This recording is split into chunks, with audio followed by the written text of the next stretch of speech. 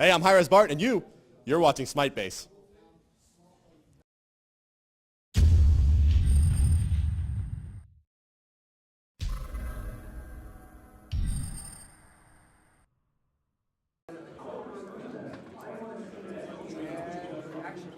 Okay. Hi, HiRezBart again. Nice to see you again. Nice to see you too. Yeah, we're watching for Smitebase, so just a few questions about the tournament. First question of all is, how's the tournament going? What do you think? Oh, it's been great. It's been a great tournament so far. We saw, some of the other regions, Brazil and China, have very strong showings, and always excited to have a North American versus European final. And I think the Titan versus Cognitive Pride game is going to be really great this afternoon. Right now, as we're talking, SK versus Cognitive Red is about to go into game 2. So, all things very exciting. I think too. Did you expect, if one would ask you, before two years ago, that Smite became like this, such a huge event? I would have. I hope that I would have been like, yeah, absolutely. But the game was. It's grown a lot since 2 years ago. Not only the way the game looks and plays, but also the attention and what we've been able to do from an esports perspective has grown so much that it was hard. It's hard to imagine where we are now long ago, so maybe not. Yeah, referring to this, we've seen awesome players playing the games, but there's no female player in their teams. No. Why do you think is that so? I don't know. It's always interesting. I think that most female competitors, often in esports, they end up forming all-girls teams, which kind of doesn't help become better players because you kind of are like, well, we're going to take the best female players. So overall, I mean, there are women that do compete highly in Smite. There's some very, very high-ranked players. And maybe it's just because of the kind of atmosphere to play in, all the machismo and muscles and testosterone. It's just not an interesting environment to play in. But I am sure that in the next few years, we will start seeing more and more female pro athletes in gaming.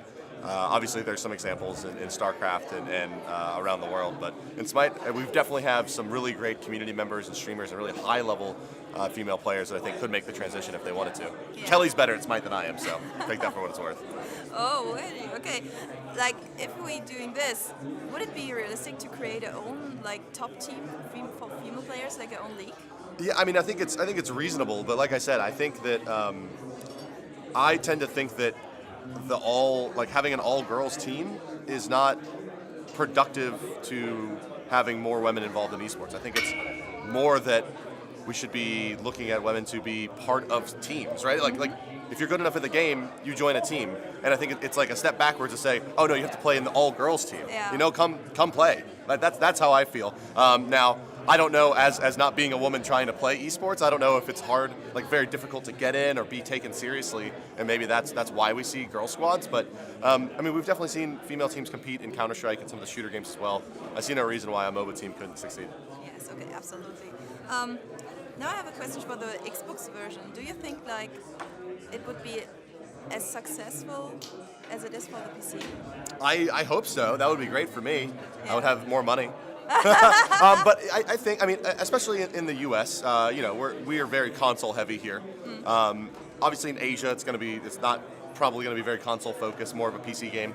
So just because of the PC game having the worldwide audience versus a mostly North American audience, I expect the PC to have more players probably.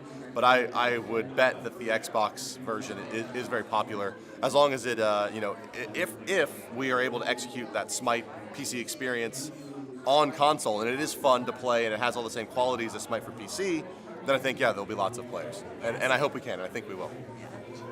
Yeah. So one last question, it's kind of mean. What do you think other MOBAs can learn from Smite? Well, there's obviously, Dota and League of Legends, and I don't think they're looking at us to learn very much. So I guess we're talking about other games that are starting now and building audiences. Infinite Crisis and Tome and Dawngate, unfortunately, they closed. But I don't know. I think that one of the things that we did really successfully was build the Smite game stream and this big streaming presence on Twitch, and you see actually. Lots of other games now starting to adopt this model. When we started, it was kind of us and Sony with PlanetSide that were doing this kind of thing, and now it's a lots and lots of studios have this kind of stream presence. So I think that's probably the most valuable thing that you could learn from Smite is how to build that Twitch presence and how that can grow a community. Yeah, absolutely. Thank you so much for talking to me. Yes, thank you Nice for having to me. see you, man. Yes, nice to see you again. So, yeah, that's it. Thank you. Okay, you want me to do my